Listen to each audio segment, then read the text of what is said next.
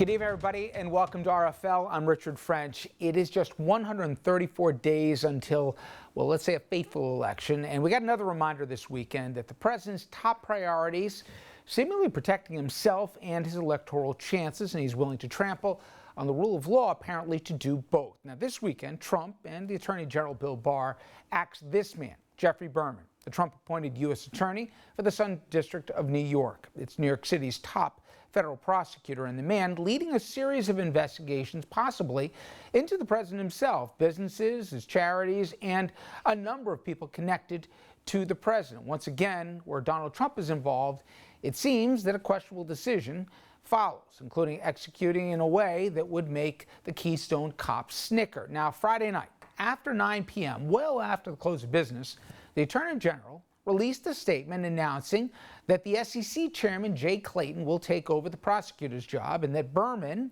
he had agreed to resign. But someone must have forgotten to tell Berman.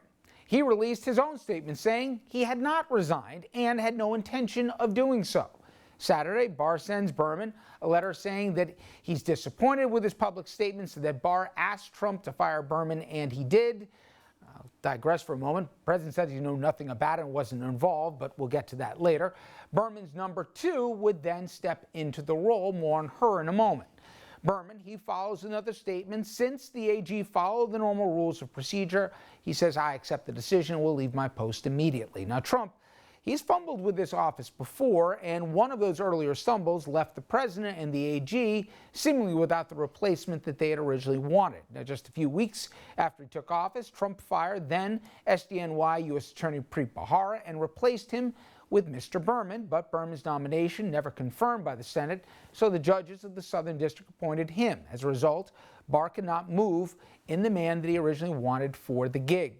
Securities and Exchange Commission Chairman Jay Clayton. Clayton represented Deutsche Bank in a Russian money laundering case, and the bank currently has an investigation before the SDNY. They're also among the few banks coincidentally doing business with the Trump organization. Now, instead, Berman, he will be replaced by his number two.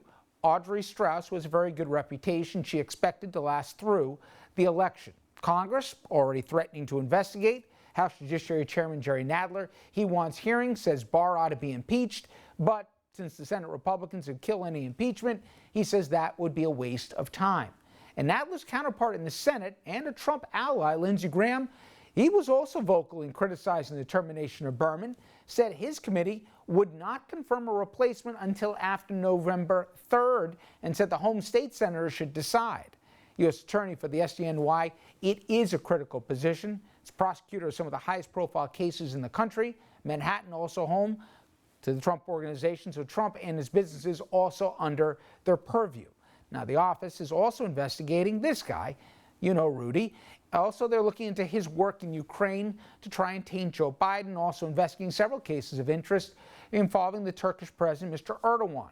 Bolton, in his soon-to-be-released book, said that the president had agreed to have the SDNY help Erdogan's interests in those cases. For more, and there is a lot more, let's bring in Mimi Rocah. Mimi, a former federal prosecutor in the Southern District.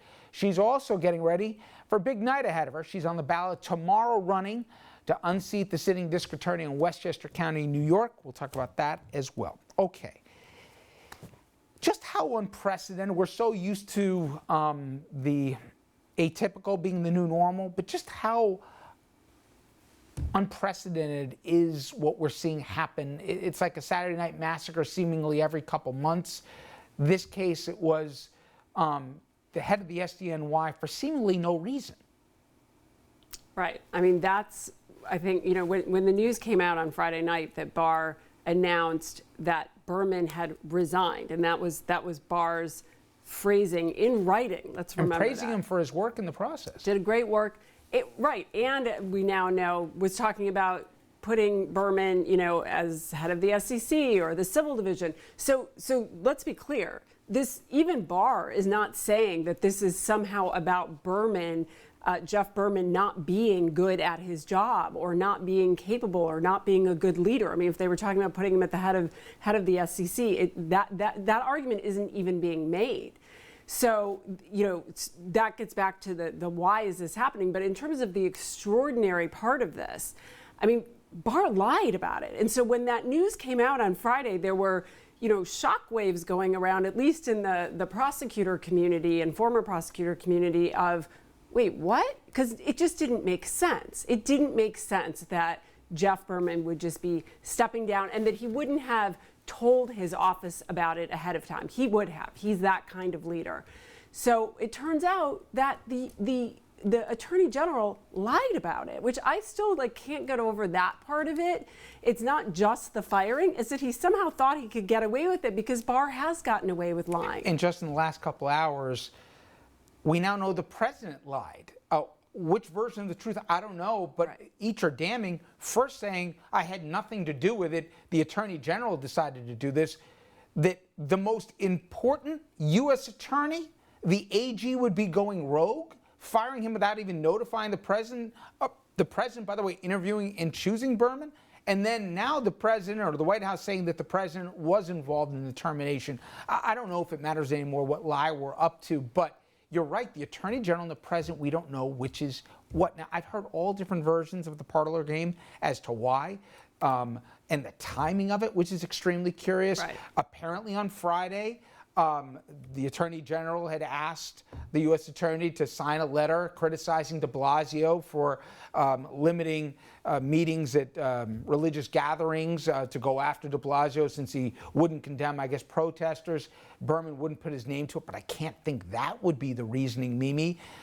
Is there an active investigation that's getting close to fruition? Is it going after potentially people close to the president like Rudy? Is it to do with the Turkish banks?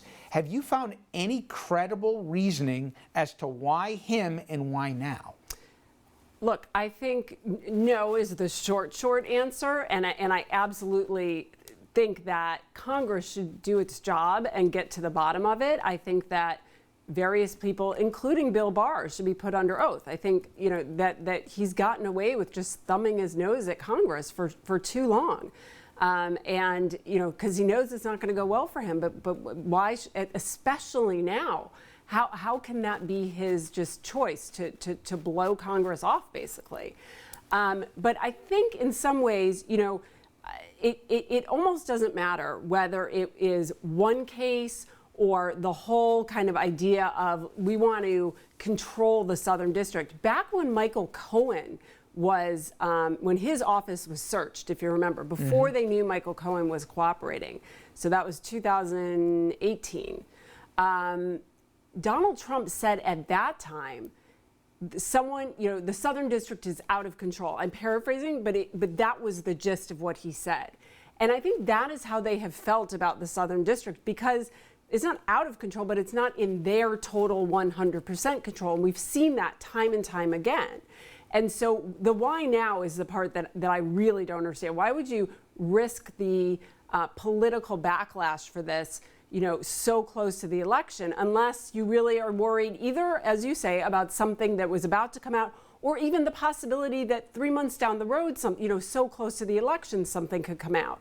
So better to put someone in there that we think wouldn't do that, wouldn't jeopardize Trump's, election chances by bringing a case. Whereas Berman was going to follow the facts wherever they took him, whether it was charging or not charging someone. So I think, though, that we have to remember that this isn't new in the sense that Trump himself has been talking about the Southern District as being out of control over a year ago. And Barr didn't get his way. At the end of the day, Berman's number two, apparently a very respected prosecutor in her own right, is going to take over the office, and apparently the cases that were in motion will continue right now. And both the House and, most importantly, the Senate said, no, you're not going to get your person through here. This is a condition. So clearly the AG misread. I want to read what your old boss, Preet said about the SDNY. And listen, I'm as cynical as anybody, guys, please. But I believe we still have public servants and there's still institutions that people check their politics at the front door, really. And they do the public service right. So Preet wrote a piece this weekend, and I want to read just a small portion of it about the office he ran and of which Mimi Rocah worked in as well. SDNY is famously and proudly independent. It embraces its nickname, the Sovereign District of New York as a badge of honor. Sovereign is, in the understanding of those who have served there, does not mean rogue. It signifies respect for law and scorn for political considerations. Republicans and Democrats are equally in the crosshairs, and the office took pride in that. Even Democrats who were appointed under Clinton went after he and members of his administration. The same thing for Republicans as well. It's not phony, is it? That it didn't matter if you were an R or a D. If you did something wrong, you had to worry about the SDNY. Absolutely, and that's something that I can say with all honesty that I learned from day one back in 2001 when I started in that office, and certainly was really driven home by Preet during those 8 years during Obama's presidency. But he was U.S. attorney, and he put it into action. I mean, as you say, he prosecuted Democrats and Republicans, and Jeff Berman lived up to that in the way that he handled this, because it is. I mean, let's remember how unusual it is that someone in the Trump administration, which Berman was in the Trump administration, stood up and called Barr out on the lie and said, no, I'm not resigning. I mean, how many people have kind of, well, or we didn't find out about it until months later. Berman called it out quickly and clearly. Yeah. And Barr had to back off the most outrageous part of what was happening, which was not only was he trying to fire Berman, but he was trying to get rid of his entire administration and put in a temporary U.S. attorney from another district who already has a pretty big job, which just absolutely made no sense. And had never been a prosecutor and never prosecuted a case in his entire career. Moreover, Berman, by the way, registered Republican who even contributed to the Trump campaign. All that said, the part I still can't understand for the life of me is Barr brought into this job a career of distinction. Whether you agree or disagree with his politics, he had a real resume. He had something to lose, which was a reputation. Why he has done what he has done and carried the water in ways that many people think not only bend the law, but even break it at times, let alone what we saw, at Lafayette Park. Why would he continue to do this as somebody who knows better, is my point. Yeah, look, I don't know, but what I do see in him when he does these interviews, and he does news interviews always sort of right after he does something this controversial, he almost seems to relish in it. He has this, he defended what happened when he called in the troops. I mean, he doesn't. He almost seems to relish. Like, yes, I think he's protecting Trump 100%, but I think he also is sort of enjoying the power himself, his own power, to a degree that is not conducive to being a reasonable and good attorney general. He seems to be sort of drunk on the power, as they say. As you've looked at the landscape and how this country has really seized in a lot of different ways, not just in the last few years, particularly the last few months, am I wrong to see that there has been the beginnings of institutional pushback, like even with this story, that at the end, even Senate Republicans said, you found our line here. We're not going to go along to get along. And that, Barr pushed, but other people had his back as well. Maybe it's political convenience because people can read the polls and it doesn't look good for the incumbent president in November. Who knows? But nonetheless, are you starting to see where for many of us we said where still are the things we can rely on here as the constants? Are you starting to see them at least hold a little firmer? It feels that way, and I don't have the full list in my head, but someone actually put together a whole list. With this being one part of it, Berman speaking up and saying that Barr had lied, which again is really pretty remarkable, especially with that swiftness. Lindsey Graham saying, well, we're going to let the senators have a say in who the replacements are, which essentially means they won't get to put in their appointee now for the Southern District because no way will the New York senators approve Clayton. But it's also other things like the courts. I mean, we just had 2 major Supreme Court decisions that are, quote, bad for Trump. Now, again, I don't like calling judges, Obama judges, Trump judges, et cetera. But the fact of the matter is that it's partly also that the Trump administration and the people in it are so bad at trying to do the kinds of corruption and overreaching that they do, and that came back to hit them with the Supreme Court and here with Barr. I mean, he went too far. He probably could have gotten away with it if he had just tried to get rid of Berman and not, bring in somebody else, if he hadn't lied about it. I mean, there are probably ways that, because he has gotten away with so much. So I think part of it is that they're emboldened since impeachment, Trump and Barr and others. And so they're acting, frankly, even more recklessly. And that's when I think we do finally get the pushback, because they're being more sloppy. So that's good, I mean, in my view. Stay with me for 1 second.